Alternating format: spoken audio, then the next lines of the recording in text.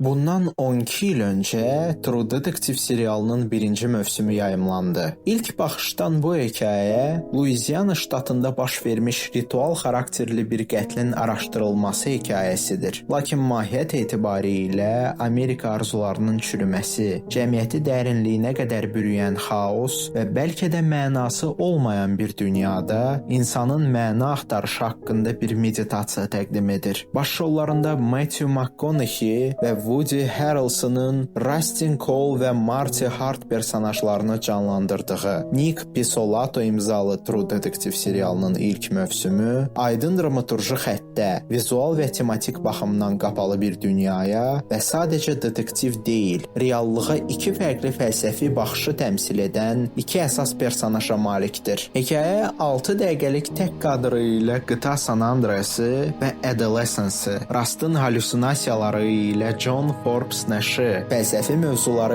ilə həmin il yayımlanan və McConaughey-nin də baş rolunda olduğu Nolan'ın Interstellar-ını, Jimmy Lee Doo, Jewel Lee Doo və Errol Childress əməliyyatları ilə The Silence of the Lambs-ı, maşın səyahətləri ilə isə Winchester qardaşlarını xatırladır.